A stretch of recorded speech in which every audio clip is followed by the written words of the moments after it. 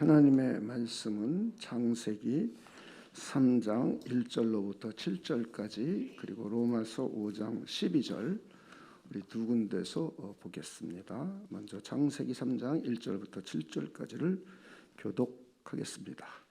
그런데 뱀은 여호와 하나님이 지으신 들짐승 중에 가장 간교하니라. 뱀이 여자에게 물어 이르되 하나님이 참으로 너희에게 동산 모든 나무의 열매를 먹지 말라 하시더냐.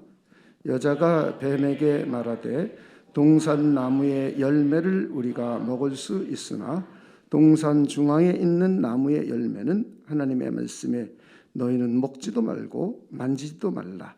너희가 죽을까 하노라 하셨느니라. 뱀이 여자에게 이르되 너희가 결코 죽지 아니하리라. 너희가 그것을 먹는 날에는 너희 눈이 밝아져 하나님과 같이 되어 선악을 알 줄 하나님이 아심이니라. 여자가 그 나무를 본즉 먹음직도 하고 보암직도 하고 지혜롭게 할 만큼 탐스럽기도 한 나무인지라. 여자가 그 열매를 따 먹고 자기와 함께 있는 남편에게도 주매 그도 먹은지라. 우리 7절 함께 읽겠습니다. 시작. 이에 그들의 눈이 밝아져 자기들이 벗은 줄을 알고 무화과 나무 잎을 엮어 치마로 삼았더라. 로마서 5장 12절입니다. 우리 함께 읽겠습니다. 시작.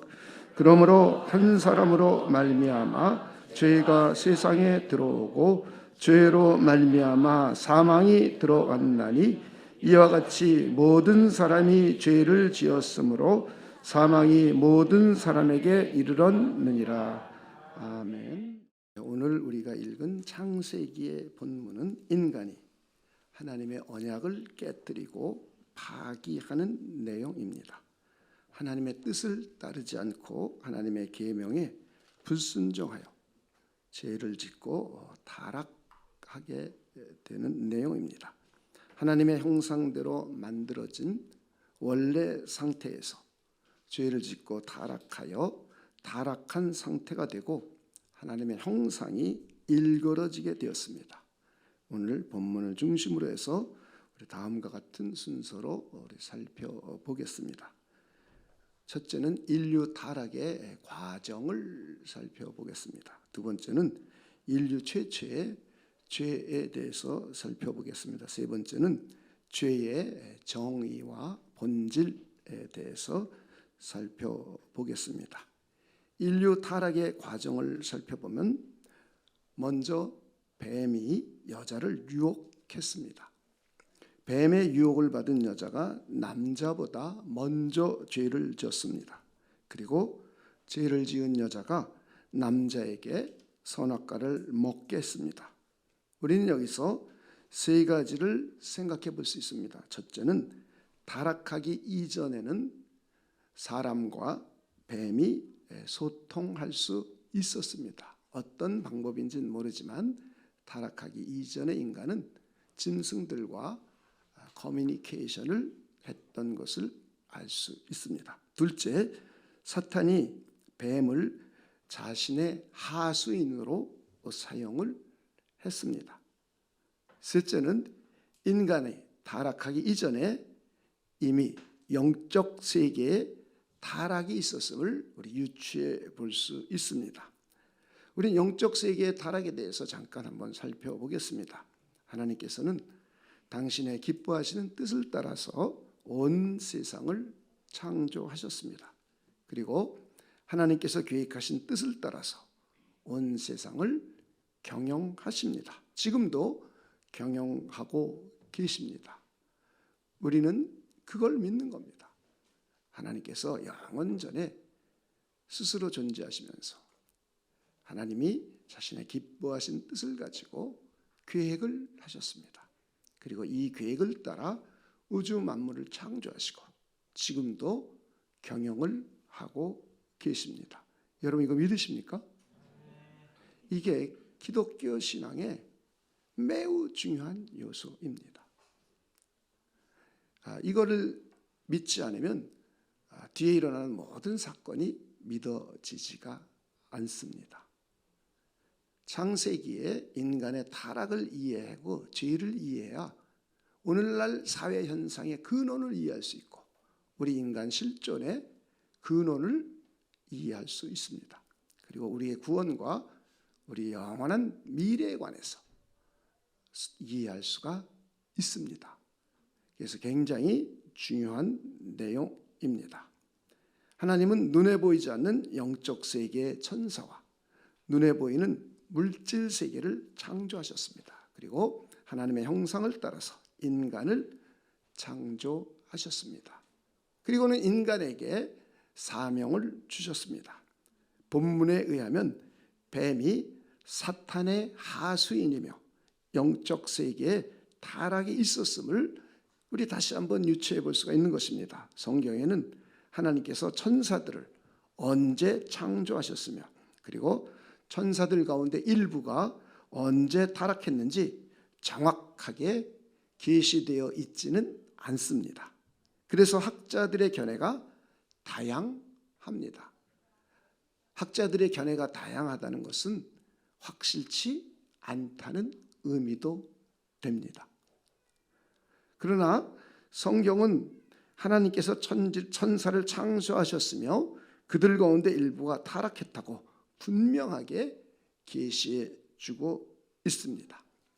언제 타락했는지는 명확하게 보여주고 있지 않으나 타락한 것만큼은 분명하게 성경은 말씀하고 있습니다. 그래서 우리는 여기까지만 아는 겁니다. 그 이상은 모릅니다. 아는 척은 할 수 있으나 그건 진리가 아닙니다. 성경이 명확하게 계시하고 있지 않기 때문에 모릅니다가 정답입니다. 이게 올바른 기독교인들의 자세입니다. 아는 척하고 설명을 하면 하나님이 감추어 놓은 것을 인간이 발견했고 찾았다고 하는 얘기가 됩니다. 하나님은 자기 자신을 완전히 드러내시지 않으셨습니다. 자신의 계획을 완전하게 드러내지 않으셨습니다. 성경에 계시된 것만큼만 우리는 알 수가 있습니다. 그 이상 우리는 알 수가 없습니다. 그 이상 안다고 말하는 사람들은 대부분이 이단자들입니다. 그러니까 여러분이 이런 근본적인 사상을 잘 명심해서 받아들이고 이해해야 이단자와 아닌 자들을 쉽게 구별을 할 수가 있습니다. 그리고 사탄은 타락한 천사들의 우두머리입니다. 성경은 천사를 창조한 것, 그리고 천사가 타락한 것, 그리고 사탄과 뱀과 용에 대해서 타락한 천사의 우두머리인 사탄과 그의 하수인 뱀에 대해서 아주 자세하게 기록을 하고 있습니다. 이제 우리는 사탄의 속성만 우리가 간략하게 성경 몇 군데서 찾아보겠습니다. 요한계시록 12장 9절입니다. 오늘의 주제가 천사와 사탄이 아니기 때문에 사탄의 속성만 간략하게 몇 군데서 찾아보겠습니다. 큰 용이 내쫓기니 옛뱀 곧 마귀라고도 하고 사탄이라고도 하며, 그 다음에 읽어봅시다. 시작. 온 천하를 꾀는 자라. 그가 땅으로 내쫓기니 그의 사자들도 그와 함께 내쫓기니라. 온 천하를 꾀는 자가 사탄의 속성입니다. 요한일서 3장 8절입니다. 요한일서 3장 8절입니다. 죄를 짓는 자는 마귀에게 속하나니. 그 다음 읽어봅시다. 시작. 마귀는 처음부터 범죄함이라. 하나님의 아들이 나타나신 것은 마귀의 일을 멸하러 하심이라. 요한복음 8장 44절입니다. 너희는 너희 아비 마귀에게서 났으니 너희 아비의 욕심대로 너희도 행하고자 하느니라. 그는, 그 다음부터 읽어봅시다. 시작. 처음부터 살인한 자요 진리가 그 속에 없으므로 진리에 서지 못하고 거짓을 말할 때마다 제 것으로 말하나니 이는 그가 거짓말쟁이요 거짓의 아비가 되었음이라. 여러분에게 한번 여쭤보겠습니다. 여러분 사탄에게 속했습니까? 아니면 하나님께 속한 사람입니까? 여러분은 마귀가 좋아하는 세속적인 죄인의 길을 좋아합니까? 아니면 하나님이 기뻐하시는 의인의 길을 좋아합니까? 네, 세속적인 죄인의 길도 가끔 좋아하잖아요. 자, 이건 누구의 속성을 따라가는 거라고요? 마귀. 그러니까 우리가 기독교인들이 마귀로부터 벗어났음에도 불구하고 마귀를 얼마나 따라가는지를 우리 스스로 질문을 던져봐야 됩니다. 우리는 마귀로부터 완전히 벗어난 사람들입니다. 죄의 종으로부터도 완전히 벗어난 사람들입니다. 그런데 우리는 죄인의 길을 따라가려는 경향성이 있습니다. 어떤 사람은 매우 큰 사람이 있습니다. 이거는 기독교인으로서 적절치 못한 삶입니다. 기독교인답지 못한 삶입니다. 여러분에게 다시 한번 여쭙겠습니다. 하나님의 뜻을 따르는 공동체 안에서 자신의 의견을 뒤로 하며 협력합니까? 아니면 공동체 구성원을 뒤에서 비난하며 자신의 영향력을 미칠 수 있는 사람을 찾아서 자신 편을 삼으려고 그 사람을 꿰어냅니까? 꾀를 내고 그들을 깹니까? 진지하게 질문을 던져야 돼요. 주님의 몸인 교회 공동체가 각 공동체별이 있죠.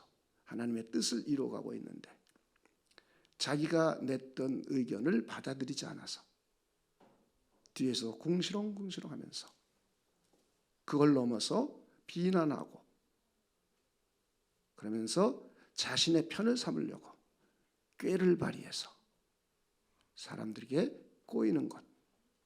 누구의 속성입니까? 마귀의 속성이에요. 잘 아셔야 돼요.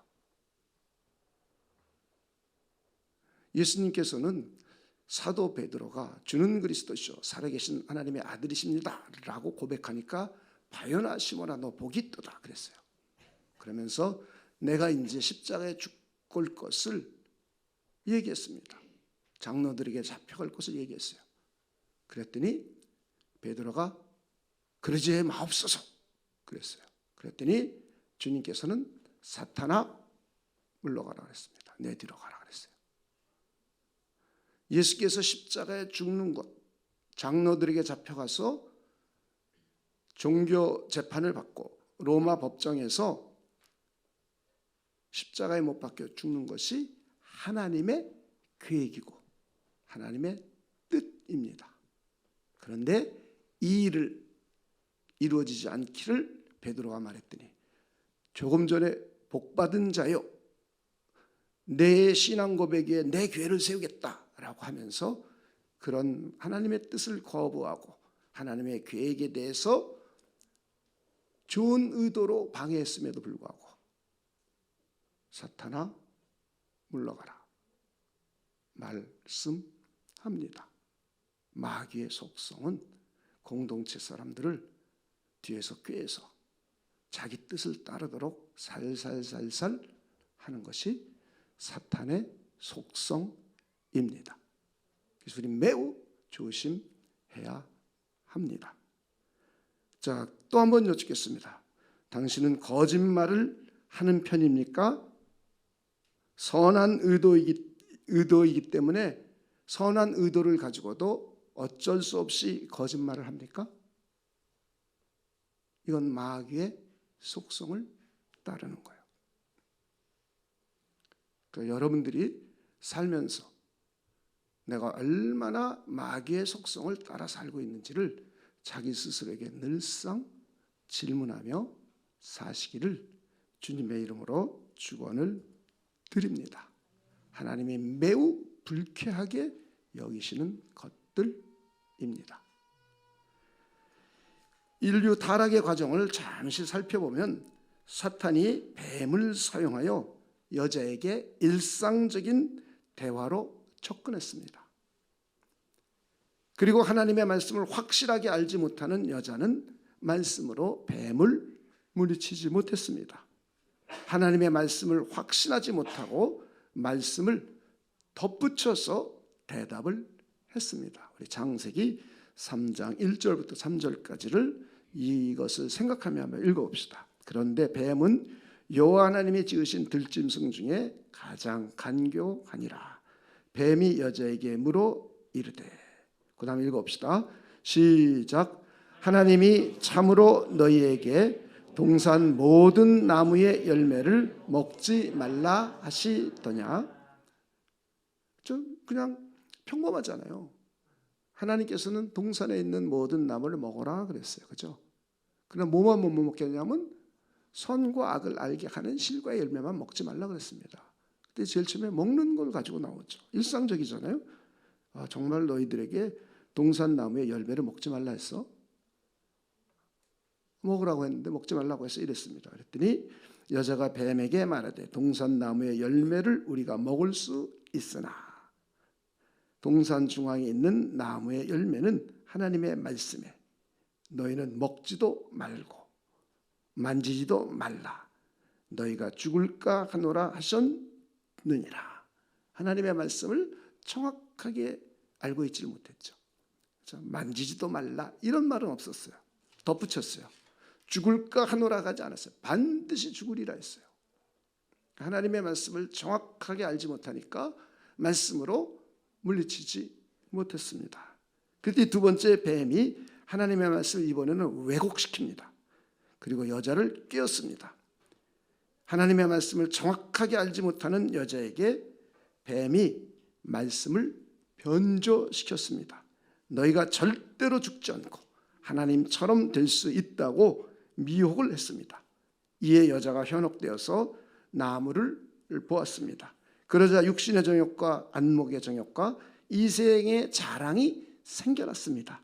여자가 뱀의 유혹과 자신의 정욕을 물리치지 못하고 열매를 따서 먹고 남편에게도 주었습니다. 이에 남자가 열매를 먹고 하나님의 계명에 불순종했습니다. 하나님께 죄를 짓고 타락하게 되었습니다. 한번 이 내용도 4절부터 6절까지를 읽어보겠습니다. 뱀이 여자에게 이르되 너희가 결코 죽지 아니하리라. 너희가 이것을 먹는 날에는 너희 눈이 밝아져 하나님과 같이 되어 선악을 알 줄 하나님이 아심이니라. 하나님의 말씀을 이번에는 완전히 왜곡시켰죠. 너희가 결코 죽지 않는다. 너희들 하나님같이 될 수 있다. 이렇게 미혹을 받고 그 다음에 그 나무를 바라보았습니다. 그랬더니 여자가 그 나무를 본즉 먹음직도 하고 보암직도 하고 지혜롭게 할 만큼 탐스럽기도 한 나무인지라. 여자가 그 열매를 따먹고 자기와 함께 있는 남편에게도 주매 그도 먹은지라. 한번 우리가 생각해 봅시다.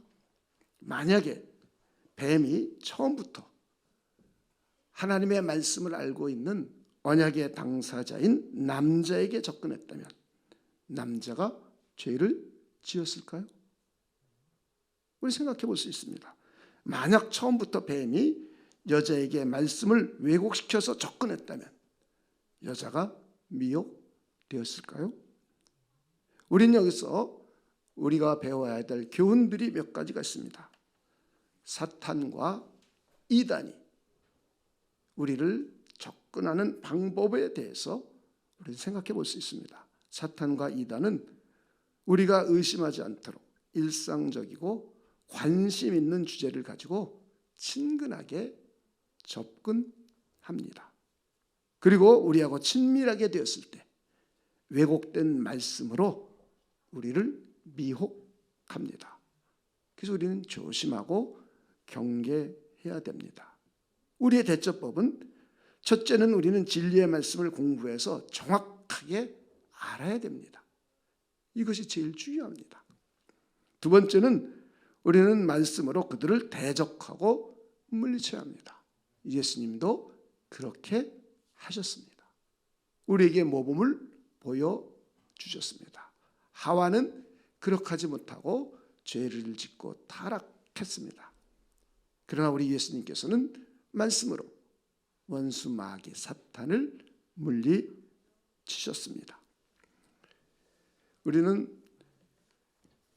죄가 어떻게 우리 사람들에게 들어왔는지를 한번 우리가 생각해 보았습니다. 그리고 사탄과 또 이단들의 우리를 공격하는 방법도 우리는 생각해 보았고, 우리가 어떻게 대처해야 될지까지 우리는 생각해 보았습니다. 두 번째는 인류 최초의 죄에 대한 정의를 우리 생각해 보고 있습니다. 창세기 본문에 의하면 여자가 남자보다 죄를 먼저 지었습니다. 그런데 성경은 인류 최초의 죄를 하와의 죄라고 하지 않습니다. 아담의 죄라고 합니다. 이는 아담이 하나님과 언약을 맺은 언약의 당사자이며 인류의 시조이기 때문입니다. 이를 교리적인 용어로 언약의 머리 또는 언약의 대표라고 합니다. 이 부분은 우리 다음 주에 한번 살펴보겠습니다. 이 부분을 이해해야 죄와 우리와의 관계가 이해가 되고 예수님의 십자가의 죽으심이 내 죄의 문제를 해결하게 된 것을 이해하게 됩니다. 이 부분을 이해하지 못하면 무조건 믿어. 무조건 믿어집니까? 안 믿어집니다. 그렇죠? 그리고 혼란스럽게 믿어져서 내가 구원받았나? 중세교회처럼 설명을 해도 맨날 고통 가운데 살면서 죽을 때까지 고민하면서 합니다. 정확하게 이 부분을 이해하지 못하고 성경의 내용을 이해하지 못하기 때문에 오는 현상입니다. 여러분들이 잘 이해했으면 합니다. 다시 한번 정리해 보면 하와의 죄를 인류 최초의 죄라고 성경은 말하지 않습니다. 아담의 죄를 인류 최초의 죄라고 합니다. 그 이유는 아담이 인류의 시조입니다. 여러분, 아담이 인류의 시조임을 받아들이십니까? 이걸 안 받아들이면 구원 못 받는 거예요. 그러니까 창세기에 일어난 이 사건을 설화라고 이해하면 구원이 없습니다. 이건 역사적인 실제 사건이라고 믿어야 예수님이 이 땅에 오신 것이 역사적인 실제 사건이며 성령이 이 땅에 오신 전날 오신 것이 역사적인 실제 사건이며 이 성령께서 우리로 하여금 예수 그리스도의 십자가에 죽고 부활하심을 믿게 해줘서 우리로 하여금 구원이 적용되게 되는 것입니다. 이건 설화가 아닙니다. 설화라고 가르치는 많은 사람들이 있어요. 이걸 자유주의라고 하는 거예요. 자유주의. 그럼 여러분 잘 이해하셔야 돼요. 설화가 아닙니다. 역사적인 실제 사건입니다. 자, 로마서 5장 12절 19절을 보겠습니다. 그러므로 한 사람으로 말미암아 죄가 세상에 들어오고 죄로 말미암아 사망이 들어왔나니 이와 같이 모든 사람이 죄를 지었으므로 사망이 모든 사람에게 이르렀느니라. 그래서 한 사람은 아담을 말하고 있습니다. 여기에 연결된 성경 구절들을 쭉 읽어보면 아담임을 알 수가 있습니다. 19절 한번 읽어보겠습니다. 19절 한번 읽어보겠습니다. 시작. 한 사람이 순종하지 아니하므로 많은 사람이 죄인 된 것 같이 한 사람이 순종하심으로 많은 사람이 의인이 되리라. 여기서 앞에 말하는 한 사람은 아담을 말하는 것이고 뒤에 말하는 한 사람은 둘째 아담이요 마지막 아담인 예수 그리스도를 말하는 겁니다. 자, 다시 한번 정리하면 인류 최초의 죄는 아담의 죄입니다. 성경은 인류 최초의 죄를 아담의 죄라고 규정을 하고 있습니다. 그 이유는 아담은 인류의 시조이며 하나님과 언약을 맺은 언약의 당사자이기 때문입니다. 자, 우리는 성경에서 말하는 대로 정의를 내려야 돼요. 죄에 대한 정의도 성경에서 말하는 대로 정의를 내려야 되고, 사망이라는 정의도 성경에서 말하는 대로 정의를 내려야 되는데, 우리는 이 세상에서 통용되는 사망이라고 이해하기 때문에 성경이 이해가 안 되는 거예요. 이 세상에서 말하는 죄라고 말하기 때문에 죄가 이해가 안 되고, 구체적으로 죄를 어떻게 회개하는지를 모르는 거예요. 그래서 우리는 성경에 대한 이해가 매우 중요합니다. 우리 생각대로 막 믿는 게 믿음이 아니에요. 그걸 여러분이 잘 이해해 주시기 바랍니다. 자, 이제 죄의 정의와 죄의 본질에 대해서 생각해 보겠습니다. 죄는 하나님의 계명에 불순종하는 것이 죄입니다. 우리는 일반적으로 죄 그러면 타인에게 나쁘게 행한 것, 이런 걸 죄라고 그러죠. 그리고 이제 형사법, 감옥에 가는 죄는 이제 이 세상 법이 규정한 대로 타인에게 해악을 끼쳐서, 이럴 때 우리는 형사법에 의해서 감옥에 가게 되죠. 이런 것을 우리는 일반적으로 죄라고 합니다. 성경에서의 죄는 하나님의 계명을 지키지 않는 것을 죄라고 합니다. 하나님의 계명에 불순종하는 것. 성경에서 말씀하는 죄는 하나님의 뜻을 따르지 않고 하나님의 규례와 율례와 법도를 지키지 않는 것, 율법에 불순종하는 것이 죄입니다. 하나님의 언약을 파기하고 지키지 않는 것이 죄입니다. 하나님의 말씀에 불순종하는 것이 죄입니다. 그래서 우리는 여러분이 죄에 대한 성경적인 정의를 잘 이해해 주시기 바랍니다. 두 번째, 죄의 본질은 하나님처럼 되려고 하는 겁니다. 하나님은 스스로 존재하시는 자존자이시고, 그리고 이 세상의 모든 피조물은 하나님에 의해서 창조되었고 하나님에 의해서 존재합니다. 인간도 하나님에 의해서 창조되었고 하나님에 의해서 생명과 호흡을 공급받아서 기동하며 존재합니다. 하나님은 독립성을 가지신 자존자이시고, 인간은 하나님에 의해서 존재하는 의존성을 가진 존재입니다. 그런데 인간이 스스로 존재하시는 하나님처럼 되려고 했습니다. 하나님을 의존하지 않았습니다. 하나님을 섬기지 않는 것, 마음에 하나님 두기를 싫어하는 것, 이것이 죄의 본질입니다. 한번 사도행전 17장 24절로부터 28절까지를 읽어보겠습니다. 우주와 그 가운데 있는 만물을 지으신 하나님께서는 천지의 주제시니 손으로 지은 전에 계시지 아니하고 또 무엇이 부족한 것처럼 사람의 손으로 섬김을 받으시는 것이 아니니, 이는, 그 다음 읽어봅시다. 시작. 만민에게 생명과 호흡과 만물을 친히 주시는 이심이라. 인류의 모든 족속을 한 혈통으로 만드사 온 땅에 살게 하시고 그들의 연대를 정하시며 거주의 경계를 한정하셨으니, 이는 사람으로 혹 하나님을 더듬어 찾아 발견하게 하려 하심이라. 이는 우리 각 사람에게서 멀리 계시지 아니하는도다. 그 다음 28절 읽어보겠습니다. 시작. 우리가 그를 힘입어 살며 기동하며 존재하느니라. 하나님만이 스스로 존재하시는 분이에요. 그리고 우리 인간은 하나님에 의해서 존재하게 되었고, 하나님께서 생명과 호흡을 주십니다. 그리고 만물을 우리에게 주십니다. 그리고 하나님께서는 인류를 한 혈통으로 만들었습니다.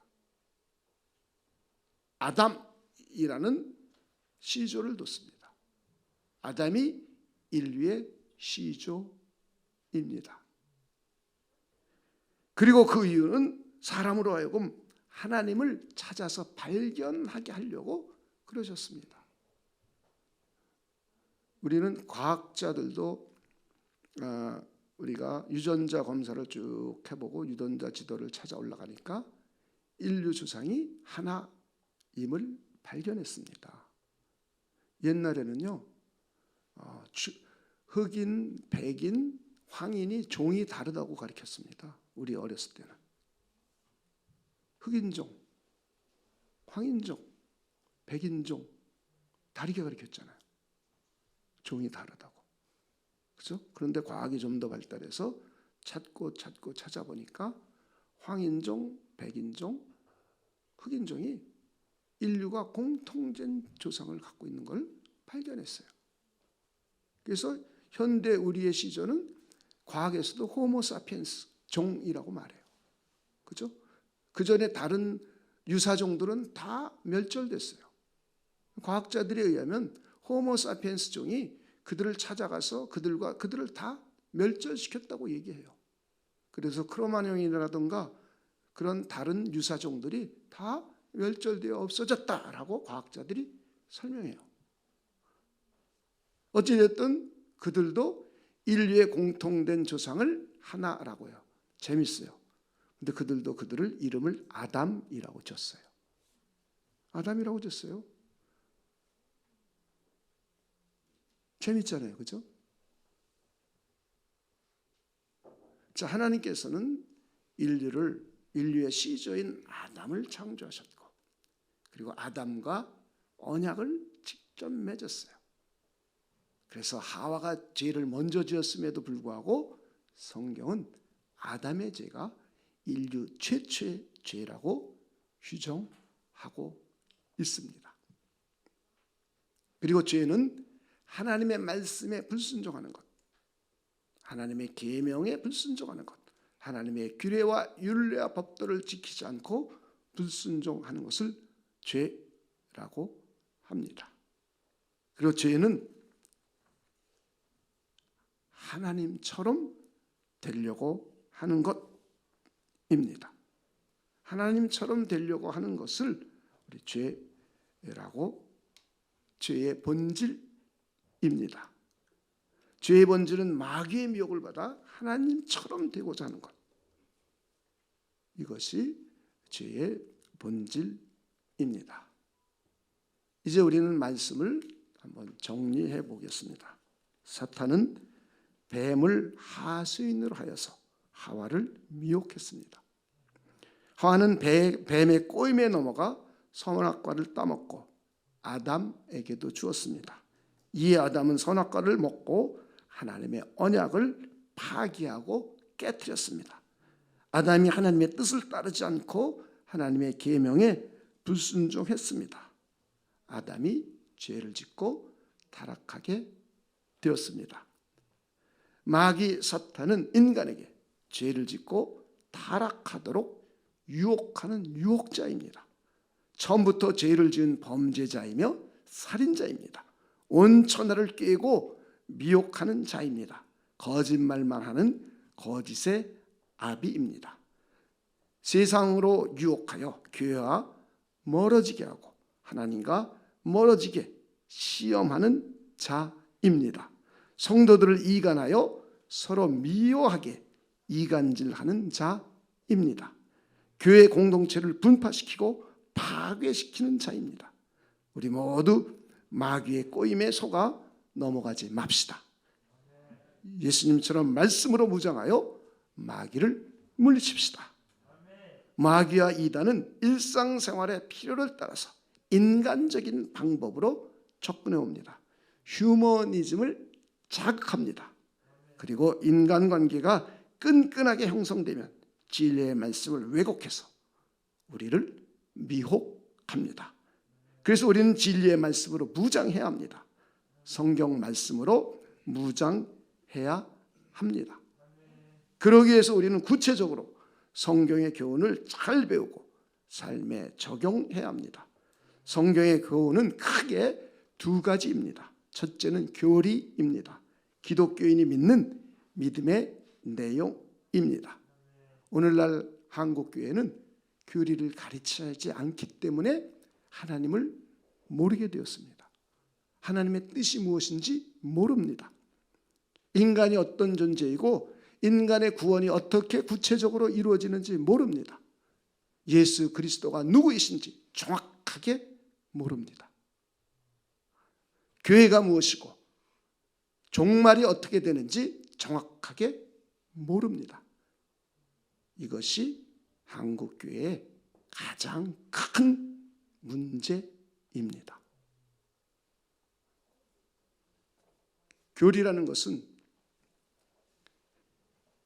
초대교회부터 300년, 400년 동안 수많은 사람이 죽어가면서 종교회의를 전 교회가 모여서 서로마교회, 로마교회, 캐톨릭이라는 말은 그때 없었습니다. 캐톨릭은 중세시대에 만든 말이에요. 로만 카톨릭, 카톨릭은 좋은 말입니다. 카톨릭은 보편교회를 말하는 거예요. 로만 카톨릭은 로마 교회를 로마에 있는 변질된 교회를 말하는 거예요. 1, 2, 3, 4세기에는 로만 카톨릭이라는 교회가 없었습니다. 그냥 교회는 하나입니다. 단지 교회의 교구가 5개가 있는 거예요. 가장 큰 교구, 로마 교구. 서방 지역엔 딱 하나 있는 거예요. 그 나머지는 다 동방 지역에 있었어요. 예루살렘 교구, 안디옥 교구, 그리고 또 하나의 오늘날로 말하면 이스탄불이 있었던 교구, 그리고 아프리카의 알렉산드리아 교구, 이렇게 5개의 교구가 있는 거예요. 5개의 감독이 큰 교회 전체적으로 지도하는 지도자는 5개가 있었어요. 그리고 그 지역 소규모 교회들이 수도 없이 있었죠. 이 교회들이 이단자들이 생겨나고 그러니까는 교회가 모여서 종교회의를 계속하는 겁니다. 우리 개신교, 우리 프로테스탄트는 1차, 2차, 3차, 4차 종교회의만 인정하는 거예요. 5차, 6차, 7차까지는 인정하지 않아요. 5차, 6차, 7차까지는 동방정교회는 인정해요. 그리고 그 이후부터 일어난 21차까지 로만 캐톨릭만 인정하는 거예요. 자기들끼리만 한 거예요. 7차까지만 전 교회가 모여서 한 거예요. 8차서부터는 자기들끼리만, 로만 캐톨릭끼리만 모여서 한 거예요. 여러분, 이걸 역사를 잘 이해하셔야 돼요. 1차, 2차, 3차에서 7차까지 전체 종교회의의 전체 의장은 동방교회 대감독이 주교였었어요. 그 회의의 주관 의장이었었어요. 로마 교회가 의장이 아닙니다. 교황이라는 제도는 그 당시엔 전혀 없었습니다. 역사를 모르면 우리가 캐톨릭에서 나온 게 아니에요. 정확하게 이해하면 우리는 원래 상태로 되돌아간 겁니다. 캐톨릭은 서로마가 멸망하고 그 300년 완전히 멸망하고 동로만 계속 지속되지 않습니까? 동로마 제국은 서로마가 멸망하고 그리고 서쪽 지역은 역사 자체가 기록이 없습니다. 이때 은근슬쩍 300년 동안 생겨난 거예요. 그리고 신성 로마 제국이라는 나라가 800년도에 12월 25일 날 탄생하니까 그 정치 세력과 규합돼서 신성 로마 제국 황제를 자기가 임명한 거예요. 이 사람은 독일계 사람 아닙니까? 프랑크족 독일계 사람이잖아요. 근데 그를 황제로 임명해서 유럽의 황제가 둘이 된 겁니다. 그리고 이 황제가 교회 감독 임명권 때문에 교황에게 무릎을 꿇었어요. 카노세의 굴욕이란 걸 했어요. 그때부터 교황권이 온 서구 유럽을 지배한 겁니다. 동구 유럽은 지배하지 못했습니다. 역사를 여러분이 정확하게 알아야 교리에 대한 바른 이해를 할 수가 있고 역사를 정확하게 알아야 우리는 로만 캐톨릭의 후예가 아닌 거예요. 우리는 공교회 캐톨릭의 후예이지 로만 캐톨릭의 후예가 아닙니다. 잘 이해 여러분들이 하셔야 돼요. 그래서 1차, 2차, 3차 종교회의를 통해서 수많은 사람이 핍박을 끝내고, 그리고 그때도 핍박이 어느 정도 있었습니다. 그러면서 이단자들이 나타난 것을 교회가 정리하기 위해서 수백 년 동안 종교회의를 거쳐서 교리를 정립했어요. 삼위일체라는 교리를 정립했고, 그리스도에 관해서 인성과 신성을 갖추신 유일하신 한 분 하나님이라는 교리를 정리했어요. 인간의 구원이 어떻게 이루어지는지를 정리했어요. 그런데 이제는 서방교회가 멸망하면서 망하면서 서유럽 서로마 제국이 망하면서 로마 교회가 타락하기 시작한 거예요. 그리고 자기들이 교황 제도를 자기들이 만드는 거예요. 그리고는 펠라기우스주의를 반을 받아들여서 왜곡시킨 거예요. 그래서 1000년 동안 얼마나 많은 사람들이 고통을 당했습니까? 그런 걸 여러분이 잘 이해하셔야 됩니다. 그리고 종교개혁이 일어나기 200년 전부터 다시 성경을 읽어보니 로만 가톨릭이 가리키는 것이 엉터리인 것을 찾아냈습니다. 그래서 성경 읽기 운동, 성경 번역 운동, 성경 공부 운동이 이미 일어났어요. 그때부터 종교개혁이 일어나게 몇백 년 전부터. 그랬더니 그들을 다 불살라 죽였습니다. 성경을 번역하지 못하게 했습니다. 자국어로. 성경 공부하면 다 잡아다 죽였습니다. 수백만 명을 그때 죽였어요. 교황청에서. 그래서 우리의 신앙은 수많은 순교의 피를 흘려가면서 보존된 겁니다. 그리고 수많은 사람들이 죽어가면서 우리 예배를 지켜낸 겁니다. 그리고 종교개혁이 일어났어요. 종교개혁이 일어나는 후에도 얼마나 많은 사람들이 죽었습니까? 이 종교개혁자들은 다시 초대교회 교리서들을 다시 공부하기 시작했어요. 성경을 다시 읽기 시작했어요. 그리고 체계화시켰어요. 종교개혁자들이. 이것이 정통 개신교의 교리입니다. 우린 교리를 오해하면 안 돼요. 이것이 성경을 해석할 수 있는 틀이 됩니다. 성경을 이해할 수 있는 틀이 됩니다. 그 이후에 계몽주의가 나오고 자유주의가 나오고 이성주의가 나오면서 성경을 인간 멋대로 해석하기 시작했습니다. 그게 오늘날입니다. 그래서 진리가 가공됐어요. 그래서 초대교회를 감춰진 진리의 보고 시대라고 말해요. 중세교회는 왜곡된 진리 시대, 종교개혁 시대는 회복된 진리의 시대, 그리고 근대 현대교회에서는 인간들이 가공하고 만들어낸 진리 시대라고 말해요. 그럼 우리는 어떤 진리를 찾아가야 되겠습니까? 그렇죠? 보고, 진리의 보고. 할렐루야. 이게 교회됨입니다. 이걸 못 지키면 교회가 점점 이상한 모습으로 변해갑니다. 로만 캐톨릭 중세의 모습은 교회의 모습이 아닙니다. 여러분이 잘 이해를 하셔야 됩니다. 이렇게 우리는 말씀으로 무장하는 것이 우리에게 필요합니다. 그러기 위해서 우리는 구체적으로 성경의 교훈을 잘 배우고 우리 삶에 적용을 할 줄 알아야 됩니다. 성경의 교훈은 조금 전에 말했듯이 첫째는 교리입니다. 기독교인이 믿는 믿음의 표준입니다. 두 번째는 삶의 표준이 성경 안에 담겨 있습니다. 기독교인이 기독교인답게 사는 삶의 표준입니다. 우리는 성경을 읽고 공부할 때 두 가지를 잘 찾아서 믿음의 표준과 삶의 지표로 삼아야 합니다. 이때 우리는 마귀의 괴계와 간계를 능히 물리칠 수 있습니다. 사탄과 이단의 미혹을 넉넉히 물리칠 수 있습니다. 성경은 인류 최초의 죄를 하와의 죄라고 하지 않고 아담의 죄라고 합니다. 이는 아담이 인류의 시조이고 언약의 당사자이기 때문입니다. 그래서 아담을 언약의 머리 또는 언약의 대표라고 합니다. 죄는 하나님의 뜻을 따르지 않고 하나님의 계명에 불순종하는 겁니다. 하나님의 규례와 율례와 법도를 따르지 않고 하나님의 말씀을 지켜 행하지 않는 것, 이것이 죄입니다. 죄의 본질은 하나님처럼 되고자 하는 것입니다. 피조물인 인간이 창조주 하나님을 의지하지 않고 자기 스스로 살려고 하는 것이 죄의 본질입니다.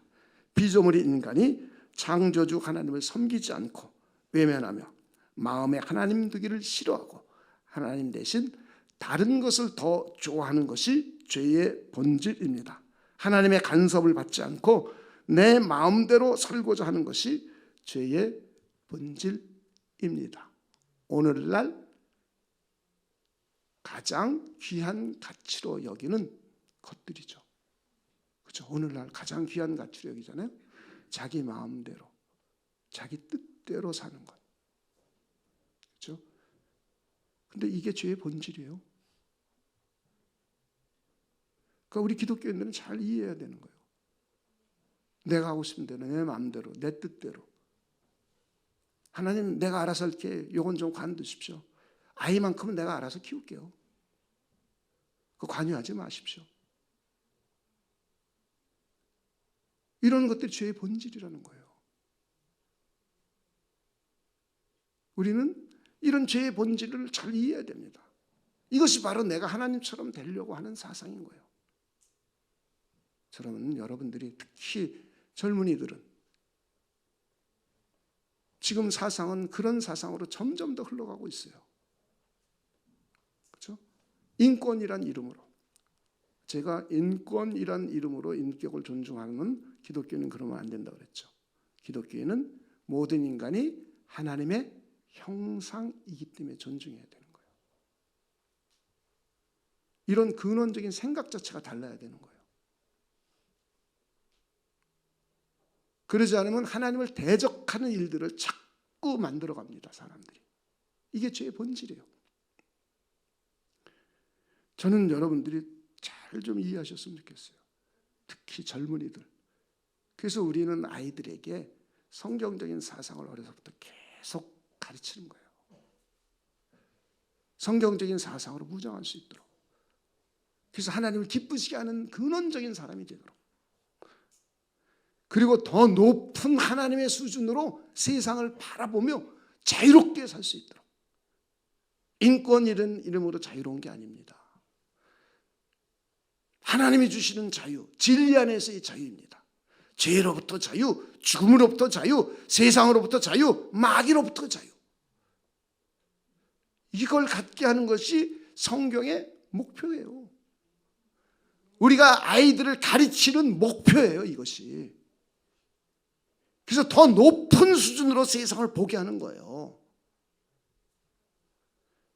예수를 믿으면서도 세상의 수준에 빠져가지고 허우적거리고 헤매는 인간을 만들려는 것이 우리 교회 목표가 아니에요. 세상은 자꾸 그런 인간을 만들어갑니다. 그리고 권력자, 돈 많은 자들이 지배하고 우리를 조종하려고 듭니다. 사람들은 그런 데 물들어 있기 때문에 잘 인식을 못하는 거예요. 저는 여러분들이 정말 하나님이 기뻐하는 진리 안에서 자유를 만끽할 수 있는 분들 되시길 주님의 이름으로 축원을 드립니다. 그러면서도 하나님의 뜻을 따라가는 사람들이죠. 얼마나 하나님이 기뻐하시겠습니까?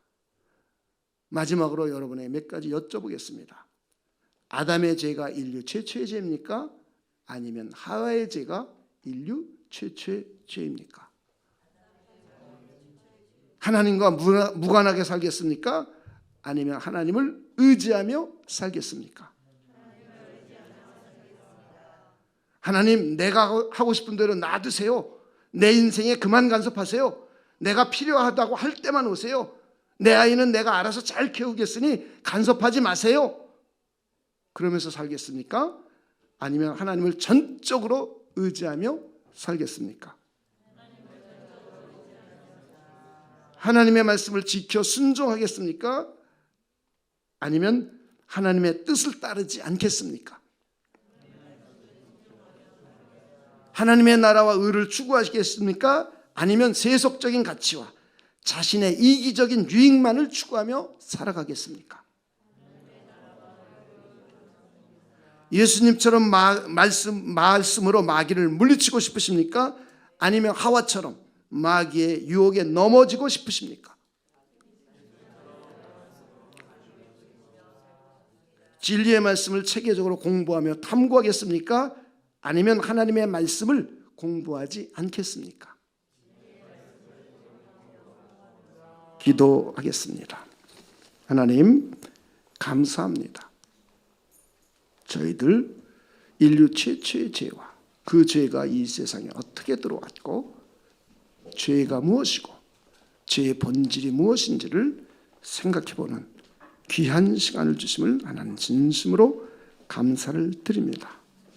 오늘날 우리들의 삶의 모습이 죄 때문인데도 이것은 오직 성경에만 기록되어 있고 다른 곳에서는 말하고 있지 않습니다. 하나님, 성경에서 말씀하고 있는 하나님의 진리의 말씀을 우리가 잘 이해하고 믿음으로 받아들이고 삶에서 적용해 나갈 수 있도록 하나님께서 역사하여 주시옵소서. 감사를 드리며 예수님의 이름으로 기도하옵나이다. 아멘.